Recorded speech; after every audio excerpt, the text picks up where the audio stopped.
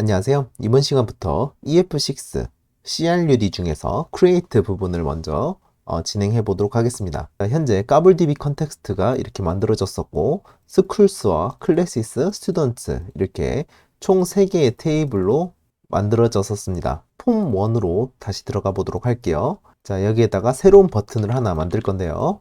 저장이라고 버튼을 만들도록 하겠습니다. 네임은 btn save로 지정을 하도록 할게요. 버튼 클릭 이벤트로 들어가도록 하겠습니다. 위에 컨텍스트 부분은 그대로 붙여넣기 해서 진행하도록 할게요. 이 부분은 지워주시고 데이터를 저장하고 읽고 업데이트하고 딜리트하는 부분, 이 모든 것은 db set을 이용해야 합니다. 기존에 까불 db 컨텍스트 안에 보면은 db set으로 만들어놨던 것들이 보이시죠? 이 db set으로 들어가서 데이터를 추가하는 작업 먼저 시작하는 겁니다. 크리에이트 부분을 해보도록 할게요. 컨텍스트에서 먼저 학교를 등록을 해야 되니까 스쿨스를 추가를 하도록 할게요. 자, schools.add라고 입력을 해서 안에 엔티티 모델을 넣어주시면 됩니다. 자, 먼저 모델을 만들도록 할게요. var school new school 객체를 생성하고 네임은 서울고라고 짓도록 할게요. 그리고 이 스쿨은 여기에 이렇게 추가가 되겠죠. 자, 그리고 여기에 널 처리해 주시고요.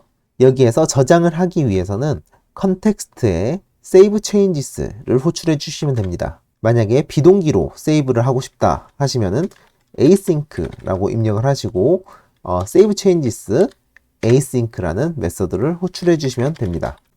자, 여기에서 기억하셔야 될 부분은 이렇게 add를 하더라 해도 바로 db에 저장되는 게 아니라 context.savechanges async를 호출해 주셔야 저장이 된다는 것을 알고 계셔야 됩니다. 스쿨 밑으로 클래스가 존재했었죠. 그 클래스는 스쿨의 id를 외래키로 사용하고 있었고요. 그렇다면 클래스를 한번 만들어 보도록 하겠습니다. var 클래스 1은 new 클래스, 그리고 name은 1반이라고 하도록 할게요. 그리고 하나 더 만들어서 클래스 2는 2반이라고 하도록 하겠습니다. 그리고 위에 있는 것을 그대로 복사해서 자, classes add 클래스 1 그리고 클래스 2를 추가해주고, 그리고 save changes 메서드를 호출해 주셔야 데이터베이스에 저장이 되고요. 자, 클래스는 이 스쿨의 id를 외래키로 사용하고 있다고 했죠. 이 스쿨의 id를 알아야 됩니다. 근데 엔티티 프레임워크 6에서는 아주 편리하게도 이렇게 스쿨을 저장을 하게 되면은 이 스쿨 객체의 id 값이 할당이 되게 됩니다. 그래서 이 스쿨의 id를 넣어주면 되는데요. 스쿨 id는 school.id를 넣어주시면은 이렇게 넣어주시면은 스쿨에 저장된 id 값이 그대로 이렇게 넘어와서 저장을 할 수 있게 됩니다. 자, 이번에는 학생을 추가해 보도록 할게요. var student 1은 new student, 그리고 여기에는 자, 그리고 name은 홍길동이라고 해보도록 할게요. 그리고 birthday는 1960년도 12월 1일로 해보도록 하겠습니다.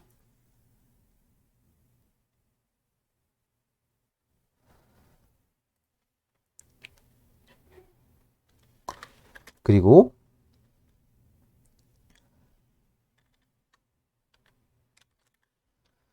자, 스튜던트, 자, 학생을 만들어 보도록 할게요. var student 1은 new student, 먼저 클래스 id가 있어야겠죠. 이 친구는 일반으로 만들도록 해볼게요. 그리고 이름은 홍길동이라고 하고요. birthday는 임의로 1960년 12월 1일생으로 하도록 할게요. 자, 마찬가지로 스튜던트 2도 만들어 보고요. 이 to도 마찬가지로 일반으로 지정을 하고 장나라라고 입력을 해볼게요. 그냥 랜덤으로 이렇게 만들어 주고요. 자, 이렇게 해서 스튜던트 3이라고 입력을 하고 이 사람은 클래스 2로 입력을 해보도록 할게요. 자, 그러면은 클래스 2반의 아이디가 이쪽으로 들어가게 되고요. 김철수라고 이름을 지어보고 2000년도 10월 25일 이런 식으로 한번 넣어보도록 할게요. 그리고 컨텍스트 students.add 이번에는 add range를 한번 사용해 보도록 할게요. 이너머블 하는 값을 넣어줄 수가 있는데요. 자, new student 배열 형태로 student 1, 2, 3 이렇게 추가를 한꺼번에 해주실 수도 있습니다. 그리고 마찬가지로 save changes async를 마찬가지로 날려주셔야 됩니다. 자, 모두 저장됐으면은 메시지를 한번 띄워보도록 할게요. 메시지 box.show로 해서 저장되었습니다 라고 메시지를 호출하도록 하겠습니다. 그리고 실행을 한번 해보도록 할게요. 자, 여기에 저장 버튼을 눌러보도록 할게요. 그러면은 저장되었습니다 라는 메시지가 정상적으로 떴고요. 한번 테이블을 검색을 해볼게요.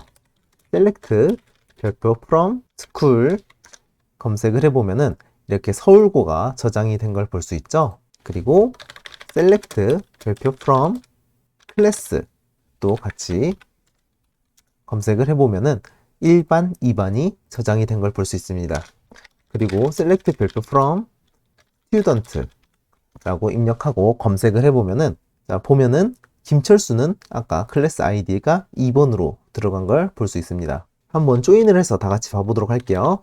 select school inner join class 자, 여기에서 on s id는 c school id 다시 inner join student on c id는 st class id 라고 검색을 한번 해보도록 할게요. 자, 이렇게 보시면은 서울고에 1반에 홍길동 그리고 서울고 1반에 장나라가 있고요. 서울고 2반에 김철수 데이터가 이렇게 들어간 걸 볼 수 있습니다. 자, 여기에서 dbset을 이렇게 직접 schools 해서 추가를 했었죠.